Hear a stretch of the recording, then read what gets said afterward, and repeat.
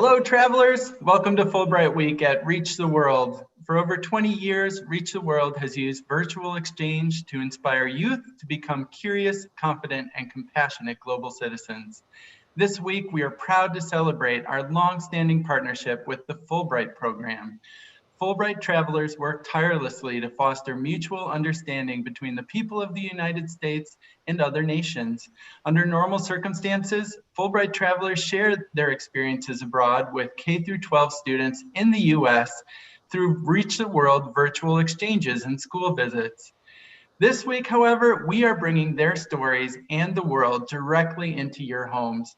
You can find a complete listing of Fulbright Week live stream events and much more at athome.reachtheworld.org. Today is the final event of Fulbright Week, and as the capstone event, it's my pleasure to welcome Fulbright alum Amal Nanavati. For his Fulbright experience, Amal traveled to Kyoto, Japan, and conducted research on human-robot interactions. He shared that journey with students in the US through an outstanding Reach the World virtual exchange.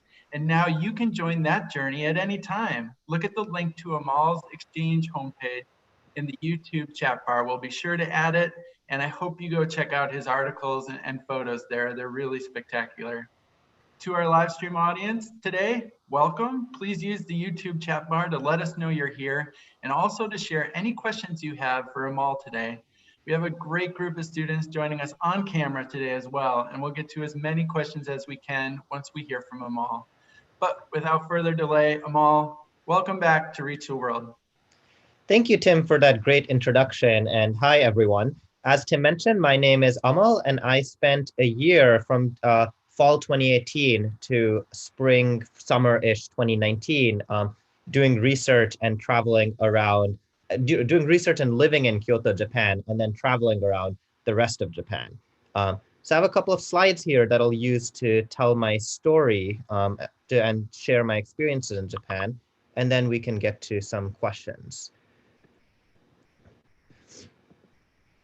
So a bit about me first. My name is Amal. I have various interests. So actually in the top left corner, you can see me playing a musical instrument called the kokyu that I learned in Japan. And I actually have the kokyu here, and I'll show it on camera after this talk.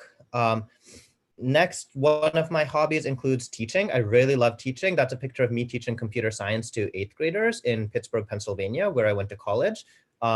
And that's one of the reasons why I'm interested in Reach the World. I'm also interested in the outdoors. So you can see a picture here of me biking. Eventually, I biked across the Golden Gate Bridge, as well as going backpacking in Zion National Park in Utah. And then, as Tim mentioned, my research is in robotics.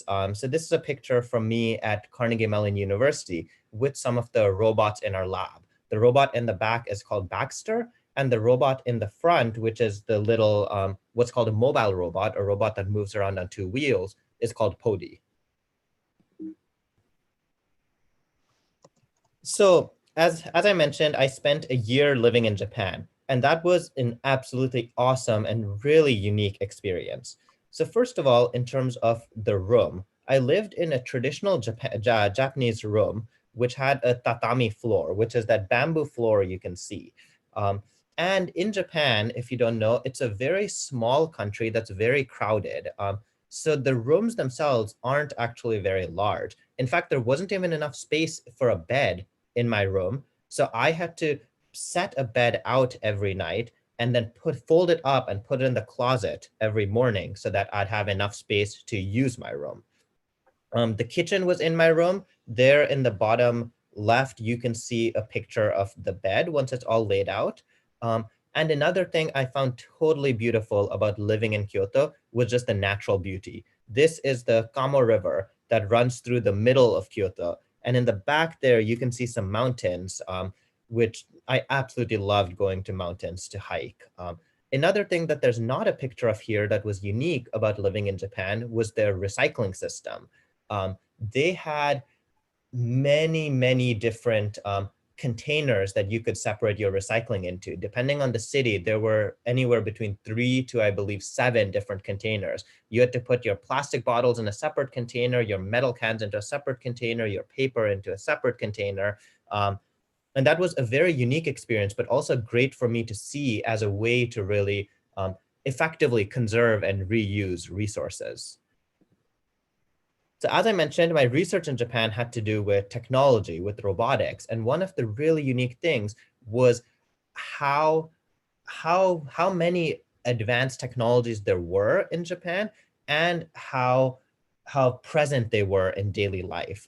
So here on the left, you actually see a pepper robot that's in a mall. And this pepper robot is just really just for kids to play games.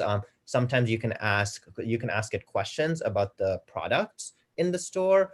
Sometimes it will try to sell you a cell phone or a phone plan or stuff. But it was just really cool to see how readily available, how visible these robots were.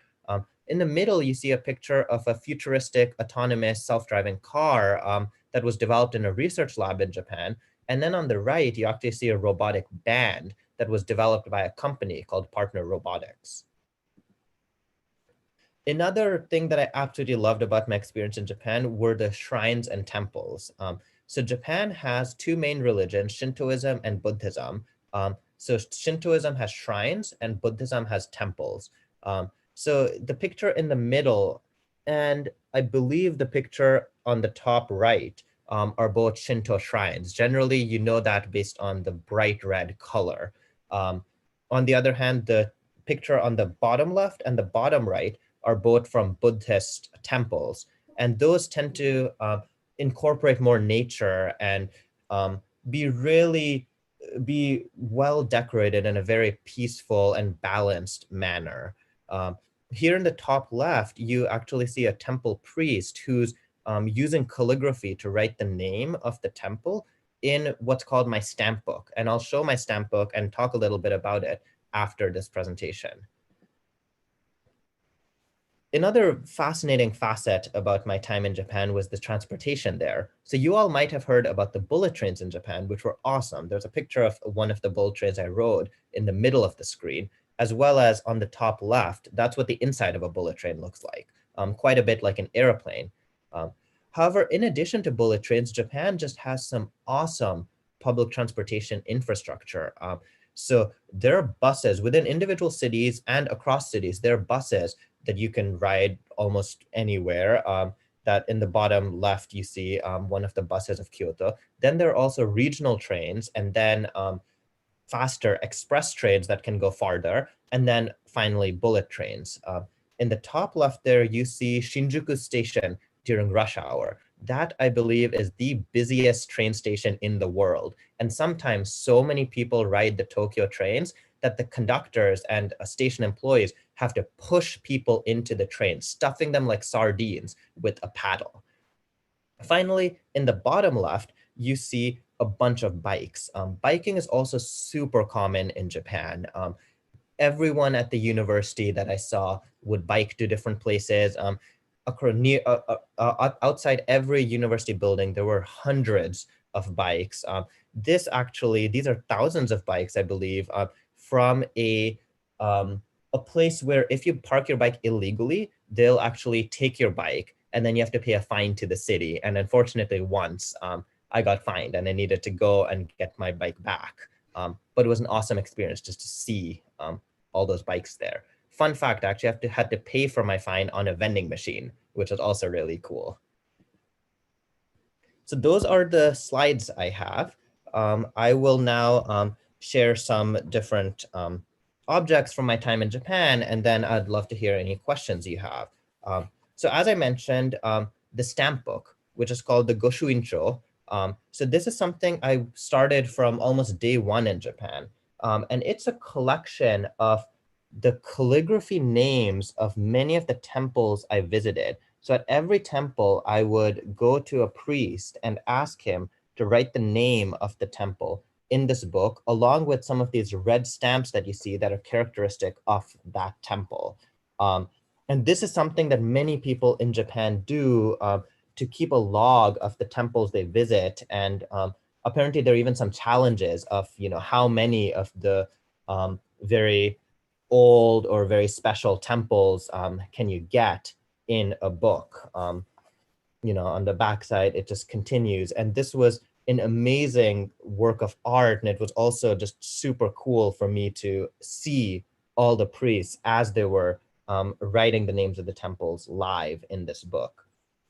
Another thing I have here are what are called omamoris. So omamoris are protective charms like this that you can get at temples as well. And most of them will have some text on them. So you can see the Japanese characters here and here. So usually the text sometimes will explain the name, will have the name of the temple, but often it also explains the purpose of the protective charm. So this protective charm, I believe, is for good health and good fortune. This one, I believe, is for calmness of the mind. Actually, this one might be for education. I've forgotten now. But yeah, you can get various different charms at the temples. And in fact, these charms are supposed to only last a year. So every year at New Year's, people go to their neighborhood temple, and then there's a big bonfire that's created, and it includes these charms. And then you buy new charms for that year. I've had these charms for more than a year, so I'm hoping that their protective power still lasts. And finally, the last thing I have to show you here is the instrument I'd mentioned. So this is my kokyu. It's a little bit like, I guess you could say it's a little bit like an upside down violin. Here's the bow. It's made out of bamboo, and these are strings, kind of like the violin bow. And you would play down here.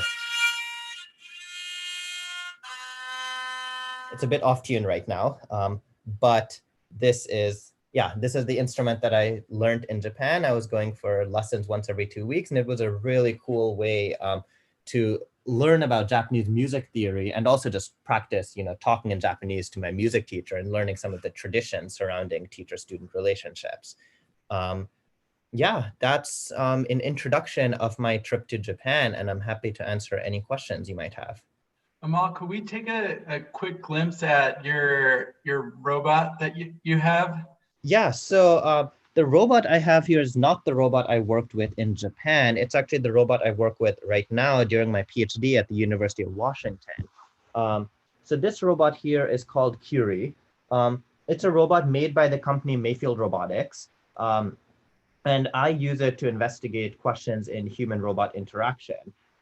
Unfortunately, it's not on right now, but when it's on, if I pet its head, it would purr. I could talk to it briefly. It would respond to its name, for example, and stuff. I could ask it to sing me a song, I believe. So there are a couple of these built-in capabilities it has. And what I'm investigating right now during my PhD, during this research project in my PhD, is how robots can ask humans for help if they get lost or stuck. And this is the platform I'm using. Also, the research I was doing in Japan in robotics was about how robots can learn to interact with humans by observing humans doing it. So if you consider a robotic shopkeeper of the future, there will be tons of customers who might have their own unique questions, their own unique needs, etc. And it's just way too much to code into the robot every single type of customer request and how the robot should respond to it. So instead, in this research project, we took data from a human shopkeeper interacting with human customers in a store, in a physical store, and then we developed neural networks that could learn those interaction patterns such that hopefully a robotic shopkeeper of the future could take in human customer actions as they're happening, and the neural network would tell the robot how to respond. That's fascinating. You touched on this before, and I think it might just be worth repeating with a little bit of extra detail. Why is Japan the perfect place to go to study these sorts of robot-human interactions? Yeah, so in Japan, robots are much more publicly visible than they are in the US. As I mentioned, there were multiple stores I went to with robots. Yeah, there used to be a hotel in Japan where they hired very few human staff, and the receptionist was a robot. The thing that brought your bags up to your room was a robot, etc. There are restaurants in Japan with robotic servers. And yeah, so the question is, why is that? I think there are a couple of reasons. One is the positive portrayal of robots in the media. So there are a couple of Japanese comic books that many kids read from a young age. One is Doraemon and one is Atom Boy, and both involve these like friendly robots that really help humanity. So from a young age, like kids are taught that robots can be friendly beings, and compare that to the US, where frequently when we see robots in media, they're the killers and they want to take over the world. And there are a couple of other things I think. If we look historically, in Japan, when Japan was coming out of World War II and was trying to rebuild its economy, automation, as I understand it, was seen as a way to accelerate Japan's economic growth. So from then onwards, automation has been seen as a positive thing in society. And then also, it also depends on where funding comes from for robotics. In the US, a lot of the funding for robotics comes from the military. So inherently, the robots that are developed will often have some sort of military application. On the other hand, in Japan, Japan does not have a military. So a lot of the funding for robotics comes from other branches of the government, perhaps from nonprofits. And therefore, a lot of the robots that are developed are like robots to help take care of senior citizens, or robots to work in healthcare. And therefore, you just have more robots that are beneficial to the average person in society. That's so fascinating. I know that we have a number of students on the live stream and probably several on the live call who would love to stay at a hotel where everything is done by robots. I would love to do that. And I want to bring in a couple of our students who have been waiting really patiently, and I know they have some questions to ask you. And I'd also encourage anyone who's watching the live stream, please drop your questions in the chat bar and we'll work them into the conversation too. So Christian, let's go to you first. I'm going to unmute you and go ahead and ask Amal your question. Oops. Okay, have any of the robots you've worked with, like, have they ever used artificial intelligence or any, yeah. Yeah, definitely. So the robot I worked with in Japan, what I was calling these neural networks that we were using to teach the robot how to interact with humans. Neural networks are one part of artificial intelligence. So fundamentally, in this robot, as human customers are moving around a store or as they're saying stuff to one another, the robot will be sensing all of this using microphones, using its eyes, etc. And then this neural network, which really it's a fundamentally it's what we would call a function that takes in human actions and then will output a robot action, what the robot should do. And that is one type of artificial intelligence. Then what I was talking about, what I'm doing research in now in terms of how robots should ask humans for help, that would also be considered artificial intelligence because it's about when a robot fails, when a robot gets stuck, or when a robot maybe doesn't understand what you asked it for, it has to assess that this is a situation that I need some help in, and then it has to ask humans for help. So that process requires intelligence, which in this case, since it's a robot, is artificial intelligence. All right, Christian, great question. Henry, let's go to you. What's your question? So what kind of robots are you most interested in? Yeah, that's a great question. So yeah, there are many different robots, around. One of the most common robots is actually just a robotic arm. Those are often used in factories for manufacturing. Then there are robots that are more like humanoid robots. They have more human-like shape. So the robot next to me, Curie, would probably be considered a semi-humanoid robot. Some of the robots I showed pictures of in Japan would be humanoid robots. And then there are also mobile robots. That's the first picture I showed of the robot with wheels on it. So I would say for me, it's not so much a particular type of robot that I'm interested in. It's more about what the robot is used for. I'm interested in making robots usable and useful for society, right? So, and especially when that involves interacting with humans effectively. So, yeah, I think for me, I'd be happy to work with any robot as long as it's interacting with humans. For example, if we take a robotic arm, there's some research projects where a robotic arm is attached to a wheelchair, and that's used to feed people who are paralyzed. It's still a robotic arm, but there's a lot of human interaction that goes into this robot, which I'd love to study and help further. Of course, with humanoid robots, there's a lot of human-robot interaction. I worked with the mobile robot that I showed you the picture of at the beginning, and that was used to guide people who are blind in large indoor spaces like airports and malls. So that's also a type of robot I would want to work with. So yeah, for me, it really depends on the application. What is this robot going to be used for? Yeah, great question, Henry. Thank you very much. We've got Mrs. Ives on the phone with us today as well. Hey, Mrs. Ives, do you have a question you want to ask either on your own or on behalf of some of your students? Yes, I do. I have a student who actually was using his quarantine time to learn Japanese. And so he's been spending the last few weeks learning Japanese. So one of the questions he wanted to ask was what your daily life was like. And you did show pictures of what your home setting looked like. So maybe you could just tell him what it would be like to be a researcher in Japan. Yeah, of course. It's really awesome that your student is learning Japanese. And I actually got my start learning Japanese in ninth grade. My high school had Japanese courses. So I took that as my foreign language. And, I really just took it initially because a foreign language was required for graduation.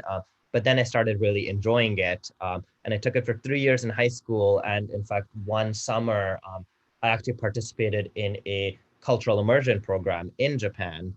So I was staying with a host family there for 6 weeks the summer after my sophomore year of high school. So that was awesome. That was my initial experience in Japan. And then I took one more Japanese class in college before I got busy with my computer science and robotics classes. But at that time, I thought, this is the end of the road for me in Japanese. But then near the end of my college, I realized, I know Japanese. I'm really interested in Japan. I'm also interested in robotics. Let me find a way to go to Japan for robotics. So one thing I'd urge your student to do is, just if your student enjoys it, they should keep at it. Everything ends up being useful at some point in the future, even in ways you might not realize. In terms of daily life as a researcher in Japan, I would say, like, every morning I would bike to campus and park my bike outside, spend the day doing research. One unique thing was that at most schools and universities, they have their own cafeteria, which provides food. In Japan, and especially at Kyoto University, you do have the school cafeteria, but you also have people who come outside the school with what are called bento boxes. So bento boxes are these, self-contained lunch boxes, basically, that have fresh food that was made that morning. They have rice, it might have fish, it might have some sort of vegetable dish in these like little compartments. And you can buy that for quite cheap and eat it for lunch. That's typically what I did. Another thing that actually became a part of my daily life is that in Japan, there are convenience stores everywhere, like 7-Eleven, Lawson's, Family Marts, and those literally have everything you could possibly need, like pencils, magazines, food. They also have lunches that are made every day. They also have snacks that are made fresh every morning. You can print there, you can send mail from there, you can buy concert tickets there. Every day, I would say I probably went to a convenience store like 2 or 3 times a day at least to buy snacks or it was just convenience stores were a big part of my daily life. And then, of course, there were also some social activities, such as I joined a board game group at Kyoto University. So sometimes in the evenings, we would meet in the cafeteria to play games. I would say it was a totally different experience being in Japan versus learning Japanese in school. My Japanese improved tremendously, and I gained a completely different understanding and respect for the culture. Yeah, and if your student is interested and is able to, it would be, I'm sure they could gain a lot from going to Japan. And there are many opportunities out there for funding, including the Fulbright, as well as other programs for younger students. Awesome. Thank you. Great question. Great answer. We have a question on our live stream for you, Amal, about the Japanese language. Did you find that living in Japan helped you with your language skills? And also, just as an extension to that, I know you were doing a very specific type of research. Is it hard to learn vocabulary related specifically to robotics research? Right. So, yeah, living in Japan definitely improved my Japanese language skills, but in a particular way. So, as with any language, there's the writing component, the reading component, and then the speaking component and the understanding component. So, and in Japanese, the distinctions between these components are particularly important because when you're reading and writing, they use what are called kanji, which are Chinese characters that encapsulate various very rich meanings in them. So unlike English, where we have an alphabet, in Japanese they do have an alphabet. They have two alphabets, in fact, but they also have these Chinese characters, and I believe something like multiple thousands of these characters are used on a daily basis. So in order to read and write effectively, you need a really vast knowledge of kanji characters. So in my case, living in Japan helped me a lot with my spoken Japanese and with my ability to understand Japanese, especially Japanese for daily life. So talking to waiters in restaurants, or talking to people at convenience stores, even just people I might be waiting in line next to. Yeah, like in talking to my music teacher, for example, I learned the vocabulary that was particular to my musical instrument. Um, my ability to read and write kanji kind of improved in Japan for the kanjis that I needed to know, such as those on street signs. Those are very important to know. Sometimes recognizing kanjis in the names of places, or in the names of restaurants and stores. But since, as we've been discussing, I was doing robotics research, and really the international language of robotics research is English. And in my lab, my professor spoke English. There were many foreign students and researchers in the lab. So English was really the language of communication in my lab. It was also the language that I was reading and writing in when I was like looking at other robotics works, when I was explaining my robotics works to others. So therefore, I did not end up learning many technical details, many technical words specific to robotics. Okay, great. Thanks for the question online. Christian, let's come back to you. Do you have another question you want to ask to Amal? Yeah, sure. So is it difficult to make robots kind of have like that mind of their own, like artificial intelligence? Yeah, so what I would say, it's definitely difficult to make robots act, have a mind of their own, or act in intelligent ways. And that's chiefly because, the ways in which humans talk, the ways in which humans explain themselves, the ways in which they might interact with a robot are so varied. Yeah, so I've seen robots which have amazing physical designs, a robotic face that looks truly human, the movement of the lips or the twitching of the cheeks. In fact, I saw this Android robot in Japan. It looks very human-like. But then as soon as the robot starts talking or starts listening to you, it's clear that this is a robot. It can't really do much of what humans can do. So, hopefully, as we keep doing research in this over the next like 20 or 30 years, artificial intelligence will get better. But yeah, it's very hard to make robots act in any way human-like, or even if they're not acting human-like, to at least be in tune with how humans might talk to them or interact with them, such that the robots can effectively respond. All right, great question, Christian. Thank you very much. Henry, let's go to you. You have another question for Amal? Yeah, so what did robotics look like 10 years ago, and what might it look like in 10 years from now? That is a fabulous, sorry? Oh, sorry, Henry, I cut you off. Go And ahead. where are we at right now? Yeah. So that's a fabulous question. Um, I I have some idea maybe of what robotics looked like 10 years ago, but I I was not doing robotics research back then.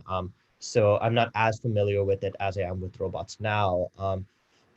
Let's see. So one of the big differences between now and 10 years ago is that now we have what's called deep learning, which are these neural networks that I mentioned, which are able to learn really complicated, um, really complicated functionalities.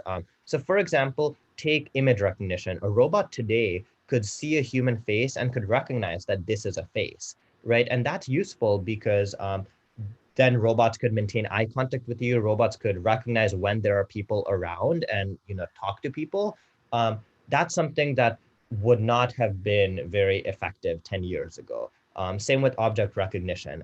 Looking at a chair, looking at a tree and recognizing it for what it is would not have been where it is today 10 years ago. In terms of 10 years in the future, I'm hoping we can make a lot of positive advancements with human robot interaction. I feel like the next major frontier in robotics is robots that will be in people's houses or in malls or in airports, and therefore can smoothly and effectively interact with people. And you're already seeing some of these robots out and about in countries like South Korea and Japan, and in some places in the US. I also think self-driving cars will be much more common 10 years from now. I'm not sure if they would be commercially available, but I do think the technology would start working well enough that self-driving cars can be used to drive many roads in many different places in the US. And robotics is accelerating quite rapidly, as is computer science in general. So I think we have a lot of exciting developments to look forward to in the future. All right, fantastic question, Henry. Amal, Henry, we'll schedule a call for 10 years from today, and we'll check in and we'll see how right those predictions were. A very exciting future for robotics. Mrs. Ives, I want to give you another chance to ask a question if you have another student question. Thank you so much. My question is more general. Every year, my school participates in the Hour of Code. So I was just wondering if maybe you could just generally talk to my students about the importance of learning to code, or why coding is so important to today's world. Yeah, of course. So coding is super important, and chiefly because certainly now, but even more so in the future, every job will involve technology in some way. You'll be using computers for every job. You'll often be doing data analysis for many jobs. And therefore, it's very important to know how these computers work, and also be able to modify the programs on these computers to do what you want.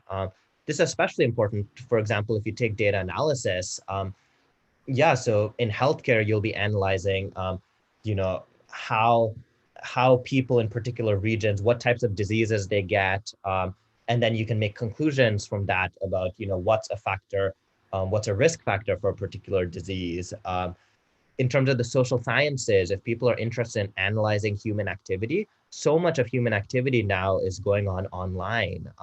So you need computer science and data analysis to understand the modern day trends that are happening on Twitter and on Facebook. Really, I would say computer science and coding is almost becoming like a new type of literacy. In fact, it is becoming a new type of literacy. Students, when they get out of school, need to know English, like reading, writing skills, effective communicating skills. They need to know math. They need to know science. And I would say now they also need to know coding. Every job in the future, I think most jobs in the future will involve coding. And it's a super, super useful skill that really generalizes across everything one might do, either personally as a hobby or professionally as a job. All right. Thanks for that great question. Thanks for that great answer.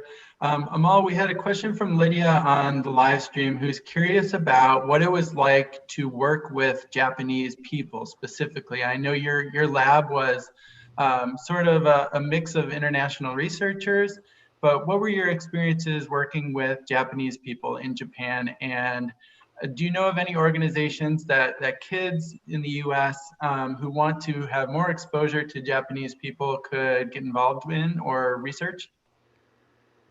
Um, so in terms of the second question, I don't know any organizations off the top of my head that would allow kids to Sort have of. this direct connection with people in Japan. I'm pretty sure they exist.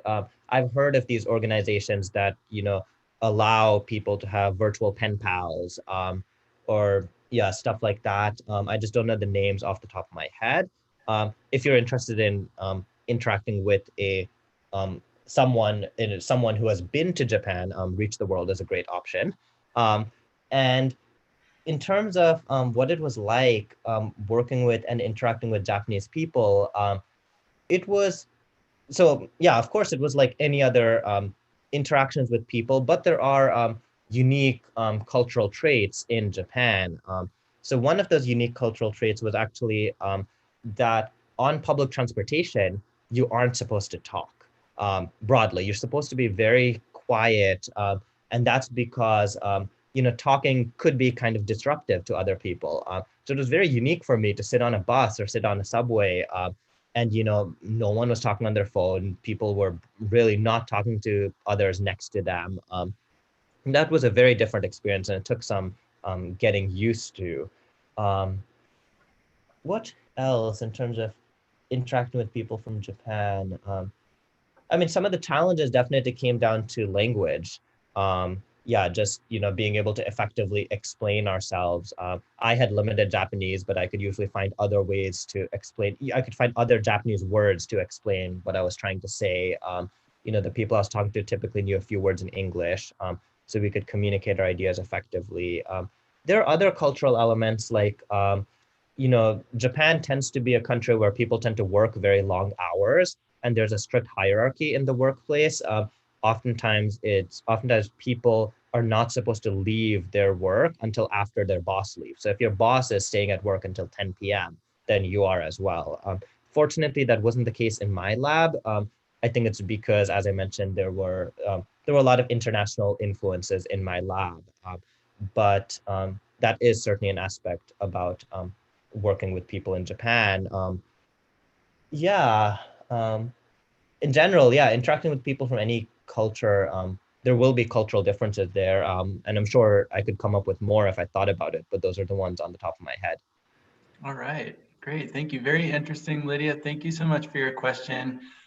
We have already run over on time. This has been such a wonderful conversation. I appreciate all the fantastic questions and all your fantastic answers. I want to conclude with the question that I ask all of our guests, and this has been posed to you before. Maybe you have another answer. After your freed up from COVID-19 confinement and ready to roam about the world again, what will be your next adventure? So while in Japan, I actually made a lot of friends, strangely enough, with many people from Europe, Germany and France in particular, but a couple of other countries as well. And I think that's because, I was an international student, and the students already at the university are there for much longer than I am. They already have their friend groups. So it's often harder to make friends with the students at the university. So many of my friends ended up being people from Europe, and ever since I came back from Japan, I've wanted to, spend at least 1 month, if not maybe even a whole summer, just, in Europe, meeting these friends, but also just, staying in hostels, traveling around, not having too many plans. One of the things I realized in Japan is, you can go to all the tourist sites, and that's cool. But if you have more free time to just, walk around, talk to people, really experience the city as someone who's like living there to some degree, as opposed to just a tourist, that can deepen your international experience tremendously. So yeah, I would certainly, after COVID-19 and when I have time to go on, such a long trip, it would definitely be to Europe. I'd want to visit Germany, France, the Netherlands, Denmark, etc., and just see what it's like there. Yeah. Awesome. Well, I hope you get to do that really soon. I want to unmute all of our on-call participants real quick, give them a chance to say goodbye and thank you to you. All right. Thank you. Bye. Thank you so much. Thank you. Thank Yeah, you. thank you. It was great talking to you all. Thank you for all your questions, and I really enjoyed it. Awesome. Well, I want to thank you, Amal, for joining us today. This was such a fascinating conversation. I want to thank our on-screen participants and our live stream viewers for joining in today and going on this journey with us to Japan. This is the final event of Fulbright Week, but you can watch recordings of all our Fulbright Week live stream events on demand at Reach the World's YouTube channel. And there's a full lineup of upcoming live stream events at athome.reachtheworld.org. So until next time, everybody take care and we'll see you again. Too. Bye.